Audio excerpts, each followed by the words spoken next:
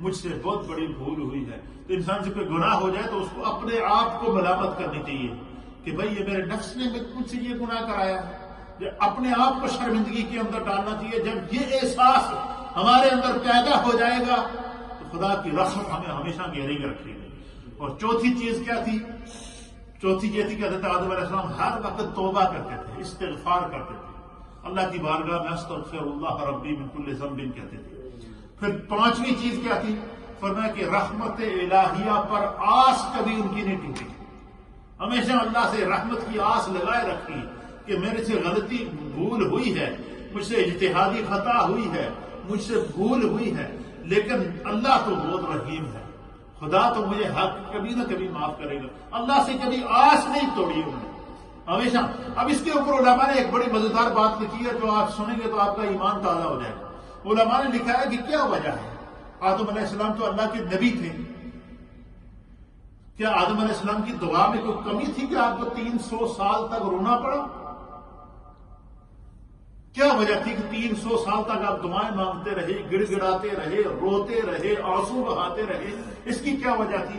فرمایا کہ اصل میں یہ وجہ نہیں تھی کہ آدم علیہ السلام کی دعا میں کوئی کمی تھی.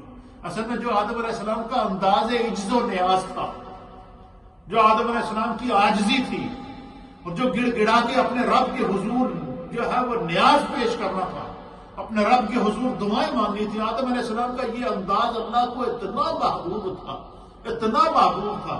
خدا چاہتا تھا کہ میرا آدم اسی طرح نیاز کرتا رہے اور میں رب ہو کر اس پر اسی طرح ناز کرتا رہا.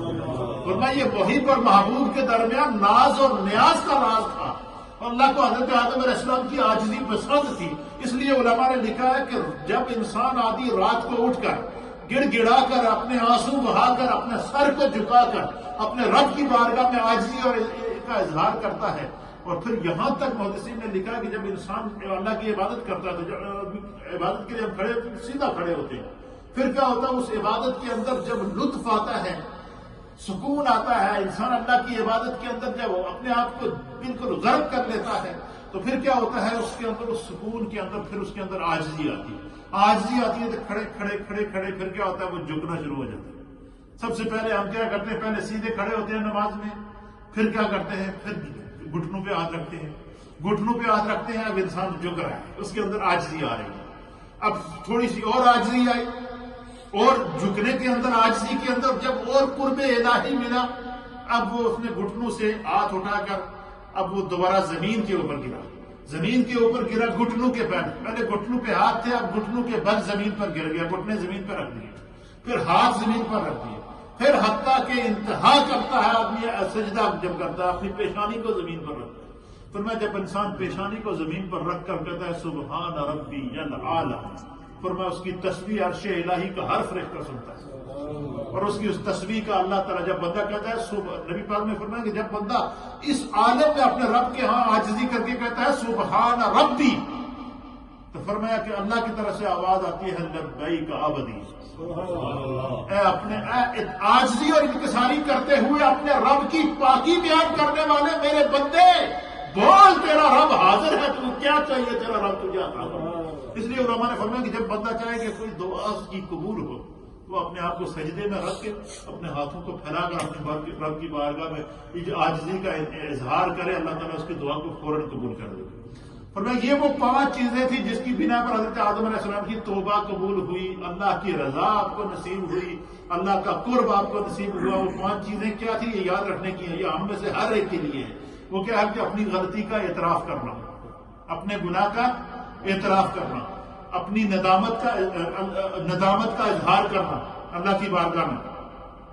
پھر اسی طریقے سے جو ہے وہ اپنے آپ کو ملامت کرنا، پھر کیا ہے توبہ کرنا، پھر اللہ کی رحمت سے امید لگائے رکھنا، نا امید نہ ہونا. اس لیے فرمایا کہ لا تقنطوا من رحمت اللہ، کہ تم اللہ کی رحمت سے کبھی بھی نا امید نہ ہو. اسی طریقے سے فرمایا کہ 5 چیزیں وہ تھیں جو شیطان کی تباہی کا سبب بنی. وہ کیا کیا تھی؟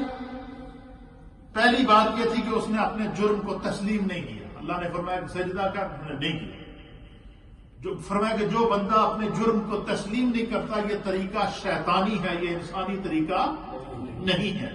فرمایا کہ دوسری چیز کیا تھی کہ حضرت آدم علیہ السلام کو اپنی اس بھول پر آپ نادم ہوئے، شرمندہ ہوئے، لیکن شیطان کو آج تک ندامت نہیں ہوئی. فرمایا کہ جو بندہ غلطی کر کے اس پر ڈٹ جاتا ہے یہ طریقہ آدم نہیں ہے، طریقہ شیطان ہے. اس سے ہمیشہ بچنا چاہیے ہمیں. اس قصہ آدم سے ہم میں سے ہر ایک کو اس میں سے یہ سبق ملتا ہے. اور تیسری چیز کیا تھی کہ ارتکاب جرم پر اپنے آپ کو ملامت نہ کرنا. اور حضرت آدم نبی علیہ الصلوۃ والسلام ہمیشہ اپنے آپ کو پر ملامت کرتے تھے کہ مجھ سے یہ بہت بڑی بھول ہوئی ہے، بہت بڑی بھول ہوئی ہے. ربنا ظلمنا انفسنا ربنا ظلمنا انفسنا وان لم تغفر لنا وترحمنا لنكونن من الخاسرین. اور توبہ نہ کرنا. فرمایا کہ یہ وہ چیزیں ہوتی ہیں جو انسان کو رحمت الہی سے محروم کر دیتی ہیں اور رحمت الہی سے مایوس ہو جانا. حضرت آدم علیہ السلام کو اتنی بڑی آزمائش سے گزرا لیکن رحمت الہی سے مایوس نہیں ہوئے.